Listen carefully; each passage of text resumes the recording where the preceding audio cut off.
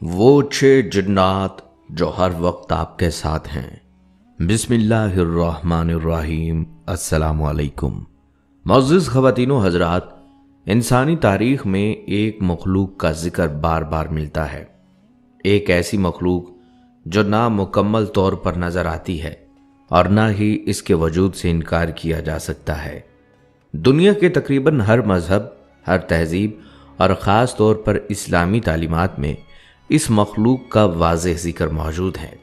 انہیں کہا جاتا ہے جنات۔ قرآن پاک کے مطابق یہ آگ سے پیدا کی گئی ایک مخلوق ہے جو ہمارے ساتھ اسی دنیا میں رہتی ہے، لیکن ایک الگ جہت میں۔ ہم انہیں دیکھ نہیں سکتے، لیکن وہ ہمیں دیکھ سکتے ہیں، اور یہی وہ حقیقت ہے جو انسان کے لیے ہمیشہ سے ایک معمہ رہی ہے۔ لیکن اصل سوال یہاں سے شروع ہوتا ہے، کیا جنات ہم سے دور رہتے ہیں یا وہ ہماری زندگی کے بالکل قریب ہیں؟ ذرا غور کیجئے، کبھی اچانک دل میں کوئی خیال آتا ہے، کبھی بلا وجہ غصہ یا خوف پیدا ہوتا ہے، اور کبھی انسان خود نہیں سمجھ پاتا کہ وہ ایسا کیوں محسوس کر رہا ہے۔ کچھ مستند اور اسلامی روایات اور علماء کرام کی آراء یہ بتاتی ہیں کہ کچھ جنات ایسے ہوتے ہیں جو انسان کے ساتھ رہتے ہیں ہر وقت، اور حیران کن بات یہ ہے کہ ایسے 6 جنات کا ذکر ملتا ہے جو انسان کی زندگی کے مختلف پہلوؤں پر اثر انداز ہوتے ہیں۔ جی ہاں، 6 جنات جو آپ کے خیالات، آپ کے جذبات اور بعض اوقات آپ کے فیصلوں تک کو متاثر کر سکتے ہیں۔ لیکن یہ 6 جنات آخر کون ہیں؟ یہ ہمارے ساتھ کیوں رہتے ہیں؟ ان کے اثر کی علامات کیا ہیں؟ اور سب سے اہم، ان سے بچا کیسے جائے؟ آج کی اس ویڈیو میں ہم انہی 6 جنات کی حقیقت کو سادہ، واضح اور مستند انداز میں سمجھیں گے، تاکہ آپ صرف سنیں نہیں بلکہ پہچان سکیں کہ کہیں یہ اثر آپ کی زندگی میں بھی تو موجود نہیں۔ تو چلیے ناظرین، اب ہم آغاز کرتے ہیں پہلے جن سے، جسے قرین کہا جاتا ہے۔ قرین کے بارے میں اسلامی تعلیمات میں واضح رہنمائی موجود ہے، اور صحیح احادیث میں یہ بات بیان ہوئی ہے کہ ہر انسان کے ساتھ ایک جن مقرر کیا جاتا ہے جو ہر وقت اس کے ساتھ رہتا ہے اور اس کے خیالات اور سوچ پر اثر انداز ہونے کی کوشش کرتا ہے۔ نبی کریم صلی اللہ علیہ وآلہ وسلم نے صحابہ کرام کو مخاطب کرتے ہوئے فرمایا، تم میں سے ہر انسان کے ساتھ ایک قرین یعنی شیطان جن مقرر ہے۔ یہ سن کر صحابہ کرام نے عرض کیا، یا رسول اللہ صلی اللہ علیہ وآلہ وسلم، کیا آپ کے ساتھ بھی شیطان جن رہتا ہے؟ اس پر نبی صلی اللہ علیہ وآلہ وسلم نے فرمایا، ہاں، میرے ساتھ بھی ایک قرین جن تھا، لیکن اللہ تعالیٰ نے میری مدد فرمائی اور مجھے اس پر غلبہ عطا کیا، یہاں تک کہ وہ میرے تابع ہو گیا۔ محدثین اس روایت کی وضاحت کرتے ہوئے بیان کرتے ہیں کہ اس سے مراد نبی کریم صلی اللہ علیہ وآلہ وسلم کو اللہ کی طرف سے ایسی حفاظت اور قوت عطا کی گئی کہ وہ قرین آپ صلی اللہ علیہ وآلہ وسلم پر اثر انداز نہیں ہو سکا اور مکمل طور پر مغلوب ہو گیا۔ اس سے یہ حقیقت واضح ہوتی ہے کہ قرین کا اصل مقصد انسان کے اندر وسوسے ڈالنا اور اسے آہستہ آہستہ غلط خیالات کی طرف مائل کرنا ہوتا ہے۔ روایات میں آتا ہے، ایک دن حضرت عبداللہ بن مسعود رضی اللہ تعالیٰ عنہ کا قرین جن ان کے سامنے ظاہر ہو گیا۔ اس کا قرین جن ہو بہو عبداللہ بن مسعود رضی اللہ تعالیٰ عنہ کی شکل جیسا تھا۔ ابن مسعود رضی اللہ تعالیٰ عنہ نے پوچھا، تو کون ہے؟ اس نے جواب دیا، میں آپ کا ہم نشین جن ہوں۔ حضرت عبداللہ بن مسعود رضی اللہ تعالیٰ عنہ نے پوچھا کہ تو اتنا کمزور اور لاغر کیوں ہے؟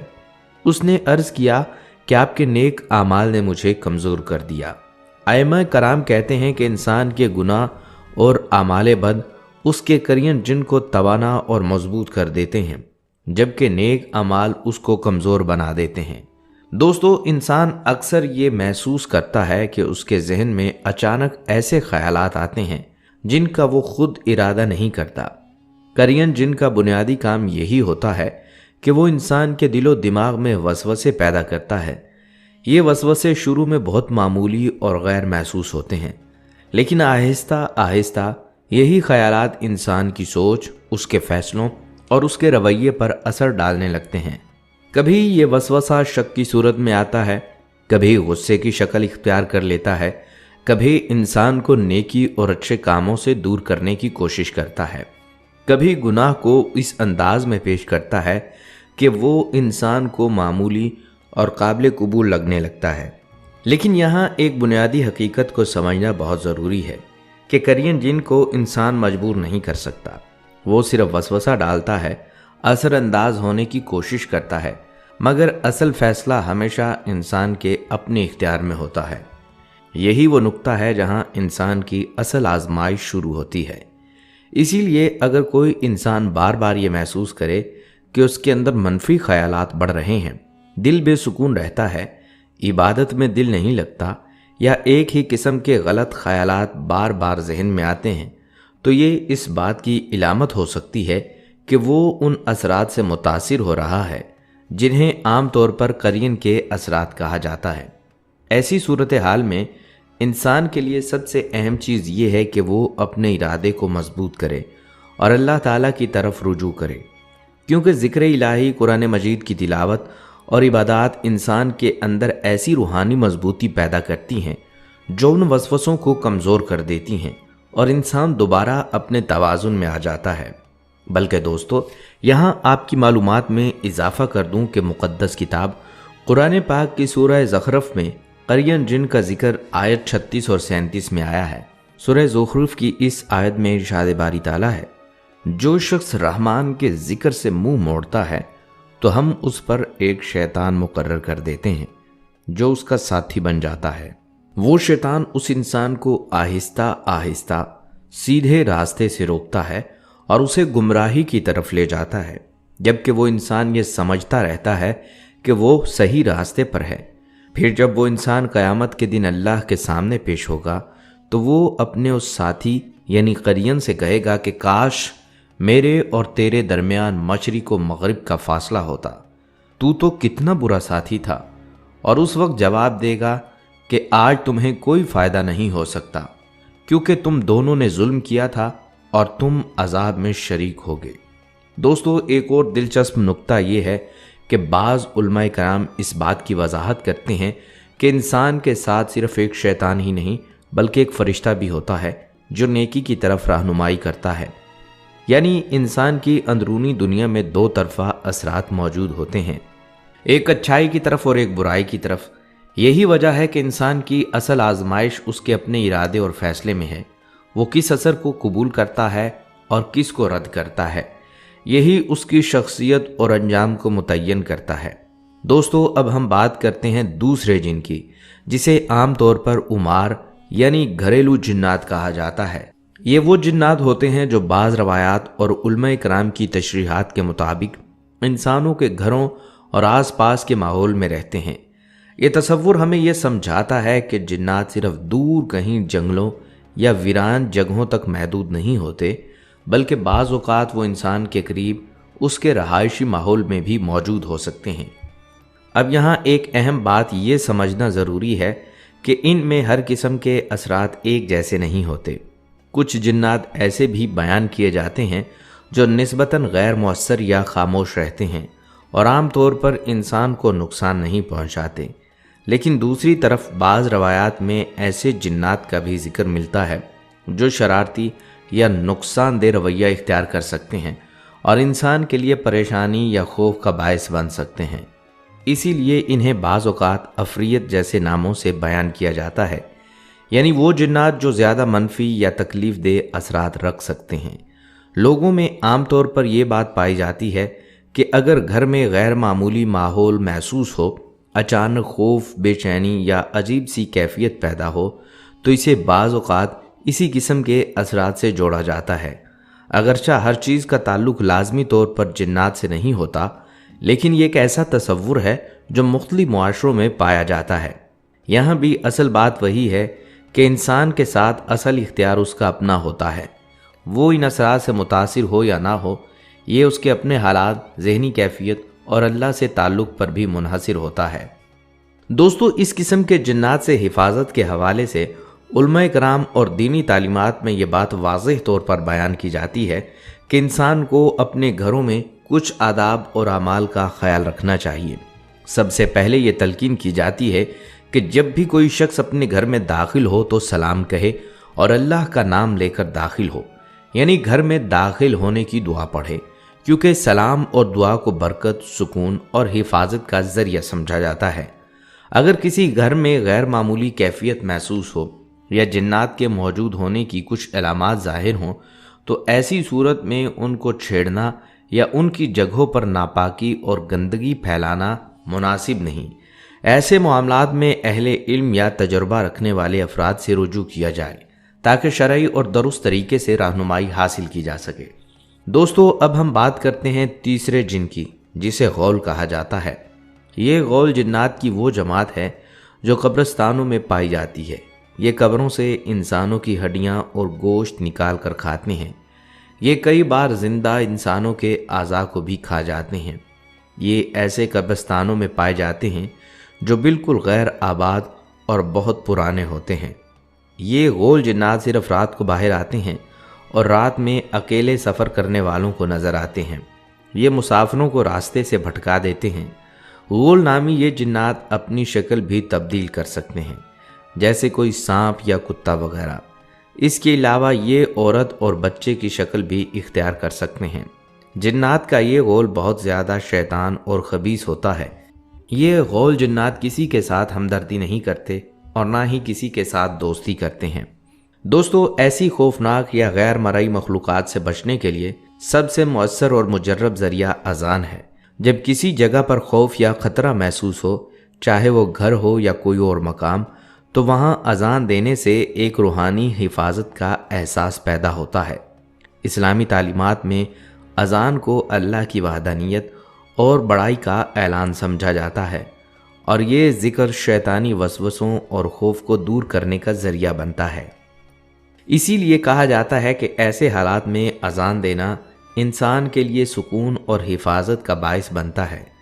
हज़रत अबू हुरैरा रज़ी अल्लाह तआला अन्हु से रिवायत है कि रसूलुल्लाह सल्लल्लाहु अलैहि वसल्लम ने फरमाया, जब नमाज के लिए अज़ान दी जाए तो शैतान पादता हुआ बड़ी तेज़ी के साथ पीठ मोड़कर भागता है ताकि अज़ान की आवाज़ ना सुन सके।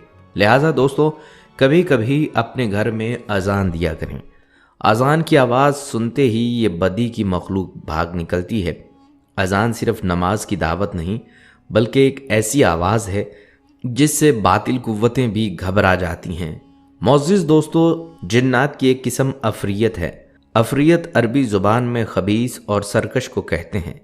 यही अफरियत दिन रात में सबसे ज़्यादा ताकतवर और चालाक जिन्नात हैं, क्योंकि ये जिस्मानी तौर पर बहुत ज़्यादा ताकतवर, कदावर और देव हैकल होते हैं। इसी ग्रोह को अल्लाह ताला ने हज़रत सुलेमान अलैहिस्सलाम के कब्ज़े में कर दिया था और आप अलैहिस्सलाम के हुक्म से जिन्नात की इस जमात ने हैकल सुलेमानी तामीर किया था।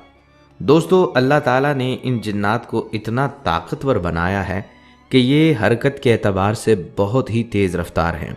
इसी ग्रोह के एक जिन ने हज़रत सुलेमान अलैहिस्सलाम से वादा किया था कि मैं आपका दरबार बर्खास्त होने से कबल ही मलका बल्कीस का तख्त यमन से बैतुल मुक़द्दस तक ला सकता हूँ। दोस्तों, जिन्नात का ये ग्रोह ज़मीन के नीचे रहता है। ज़्यादातर ये जिन्नात गर्म रेगिस्तानों में पाए जाते हैं। इससे पहले ये जिन्नात आसमान तक उड़ सकते थे। वहाँ कुछ फरिश्तों की बातें कान लगाकर सुनते थे और वापस आकर नजूमियों या दीगर आमिलीन को इनसे आगाह करते थे। लेकिन आप सल्लल्लाहु अलैहि वसल्लम के इस दुनिया में आमद के बाद इन जिन्नात का दाखला आसमान पर ममनू कर दिया गया। अब अगर ये आसमान पर जाने की कोशिश करते हैं तो वहाँ पर मौजूद निगरान फरिश्ता इन पर आग के एक शोले से हमला करता है। बल्कि अरब के एक राकी हैं अबू रुकैया, उन्होंने एक औरत पर रुकैया पढ़ा तो जिन की हाज़िरी हुई। उसने कहा, मैं अफरियत हूँ और मेरे बड़े शैतान ने यह ड्यूटी लगाई हुई है कि हिंदुस्तान के फ़लाँ मज़ार पर बैठ जाओ और जो लोग वहाँ नजराने चढ़ावे देते हैं उनको गायब कर दिया करो ताकि लोग ये समझें कि हमारा नजराना कबूल हो गया। इसी तरह एक शख्स को मिर्गी के दौरे पड़ते थे। वो किसी जाली आमर या जादू के وہ کسی جعلی عامل یا جادوگر کے پاس گئے۔ اس نے کہا اسے فلاں مزار پر لے جاؤ، وہاں جھاڑو دیا کرو، یہ ٹھیک ہو جائے گا۔ لہٰذا انہوں نے ایسا ہی کیا تو وہ ٹھیک ہو گیا۔ یہ بھی دراصل انسان کو شرک میں مبتلا کرنے کا شیطانی منصوبہ ہے۔ چونکہ جادوگر شیطان کے ساتھ رابطے میں ہوتا ہے تو ان کے مشورے سے ہی ایسی تجویز دیتا ہے۔ جب کوئی مریض جاتا ہے تو یہ شیطان جو پہلے اسے تنگ کرتے اور مرگی کے دورے لگاتے تھے اب چھوڑ دیتے ہیں تاکہ اس کا یہ یقین بن جائے کہ قبر والے نے مجھے ٹھیک کیا ہے۔ دوستو، جنات کی ایک قسم نس نس ہے۔ یہ نس نس جنات کا ایک ایسا گروہ ہے جو شیاطین، جنات اور انسان کے جنسی ملاپ سے پیدا ہوتے ہیں۔ جب سالت نامی جنات ایک خوبصورت عورت کی شکل میں ظاہر ہو کر کسی انسان سے جنسی تعلق قائم کرتے ہیں تو ان سے پیدا ہونے والے بچے کو نس نس کہا جاتا ہے۔ نس نس کی شکل و صورت کے بارے میں کہا جاتا ہے کہ یہ انسانوں اور جنوں کی نسل سے ایک مخلوق ہے۔ یہ زیادہ تر انسانوں کی طرح نظر آتے ہیں جو ایک پاؤں سے کود کود کر چلتے ہیں۔ ان کی ایک آنکھ، ایک کان، ایک ہاتھ اور ایک پیر ہوتا ہے، جیسے کسی انسان کو درمیان سے چیر کر دو ٹکڑے کر دیا گیا ہو۔ ایک پاؤں ہونے کے باوجود یہ جن بہت تیز پھدکتا اور بہت تیز چلتا ہے۔ یہ مخلوق زیادہ تر پانی میں رہتی ہے۔ بعض اوقات باہر نکل کر انسانوں سے بھی بات کرتے ہیں۔ اگر یہ کسی انسان پر قابو پا لیں تو یہ مار بھی ڈالتے ہیں۔ دوستو، اسی طرح جنات کی ایک قسم جنان ہے۔ یہ جنان جنوں کا ایک گروہ ہے جو زہریلی آنکھ کے شعلے سے پیدا کیا گیا ہے۔ اس میں کچھ مسلمان ہوتے ہیں اور کچھ غیر مسلم۔ جب اللہ تعالیٰ نے فرشتوں کو زمین پر شیاطین جنات کا مقابلہ کرنے کے لیے بھیجا تو جنان کی جماعت نے فرشتوں کے ساتھ مل کر دیگر سرکش جنوں کے خلاف ایک بڑی جنگ لڑی تھی۔ اس جماعت کے غیر مسلم جنات ابلیس کی فوج میں شامل ہیں اور اس کے حکم پر تمام اعمال بد انجام دیتے ہیں۔ دوستو، جنات کی ایک قسم حاطف ہے۔ حاطف جنات کا وہ گروہ ہے جس کا ظاہری وجود نہیں ہوتا، لیکن ان کی خاص بات یہ ہوتی ہے کہ یہ مختلف قسم کی آواز نکالنے میں ماہر ہوتے ہیں۔ یہ ایسی آوازیں نکالتے ہیں جو آپ کی جانی پہچانی بھی ہو سکتی ہیں، جیسا کہ آپ کے رشتہ داروں یا دوستوں کی آواز۔ یہ جنات مختلف جانوروں کی آوازیں بھی نکال سکتے ہیں۔ یہ انسانوں کو ڈرانے کے لیے مختلف خوفناک آوازیں بھی نکالتے ہیں، جیسا کہ بار بار ہنسنے کی آواز یا بار بار اونچا رونے کی آوازیں۔ یہ جنات انسانوں کو ڈرانے کی خاطر بہت اونچا اونچا چلا کر لوگوں کو ان کے نام سے پکارتے ہیں۔ جنات کا یہ گروہ اکثر کھلی اور ویران جگہوں پر پایا جاتا ہے۔ دوستو، جنات کی ایک قسم سالت ہے۔ یہ سالت جنات کی ایک ایسی قسم ہے جو فیمیل یعنی عورت جنوں پر مشتمل ہے۔ یہ جنات کا ایسا گروہ ہے جو بہت زیادہ باصلاحیت ہوتے ہیں، کیونکہ یہ اپنی شکل کو بہت جلدی اور آسانی سے تبدیل کر سکتے ہیں۔ یہ ہر شکل اختیار کر لیتے ہیں اور خاص طور پر خوبصورت عورتوں کی شکل اختیار کر سکتے ہیں۔ ان کی خاص بات یہ ہے کہ یہ انسان کو بآسانی گمراہ کر سکتے ہیں۔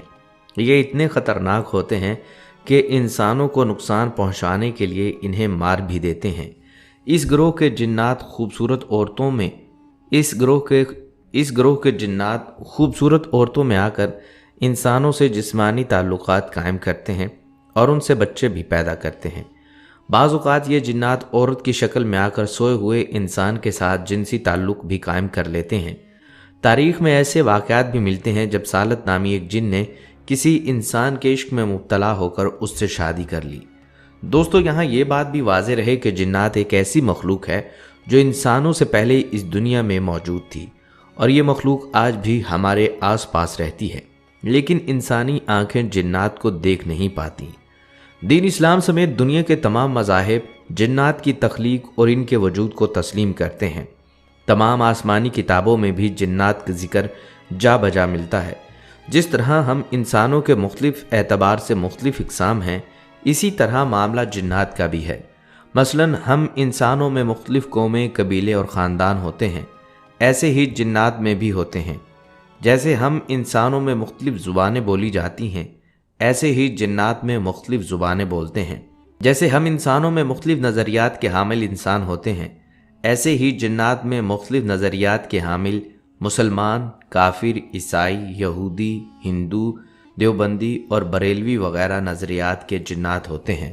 معزز دوستو، علامہ بدر الدین عینی بخاری شریف کی شہرائے آفاق شرح عمدۃ القاری کے جنات کے حوالے سے بیان کرتے ہیں کہ مارد جنات کا ایک ایسا گروہ ہے جو بہت زیادہ سرکش اور مغرور ہوتا ہے۔ امام مسلم، امام نسائی اور امام خزیمہ کی بیان کردہ ایک حدیث کے مطابق اس جنی گروہ کے ایک جن نے آپ صلی اللہ علیہ وآلہ وسلم پر دوران نماز حملہ کرنا چاہا، لیکن آپ صلی اللہ علیہ وآلہ وسلم نے اس سرکش جن کو مسجد کے ستون کے ساتھ باندھ دیا۔ مارد جنات کا یہ گروہ اللہ تعالیٰ کا بہت زیادہ نافرمان اور گنہگار ہے۔ مارد نامی جنات کے اس گروہ میں بہت ہی کم جن مسلمان ہیں، جبکہ زیادہ تر غیر مسلم۔ مارد نامی یہ جنات انتہائی طویل العمر ہوتے ہیں۔ ان کی عمر کا اندازہ اس بات سے لگایا جا سکتا ہے کہ ان کی عمریں ہزاروں سال پر محیط ہوتی ہیں۔ ایک حدیث مبارکہ میں درج ہے کہ حضور صلی اللہ علیہ وآلہ وسلم کی خدمت میں ایک جن حاضر ہوا۔ اس نے آپ صلی اللہ علیہ وآلہ وسلم کی خدمت میں سلام عرض کیا اور کہا، میں نے حضرت موسیٰ علیہ السلام سے ملاقات کی ہے۔ حضرت موسیٰ علیہ السلام نے آپ کے لیے سلام بھیجا ہے۔ یہ جنات انسانوں سے بہت زیادہ نفرت کرتے ہیں اور انہیں نقصان پہنچانے میں کوئی کسر نہیں چھوڑتے۔ دوستو، جنات کی ایک قسم شیاطین ہے۔ جنات کے اس گروہ کے سب سے بڑے جن کا نام عزازیل ہے۔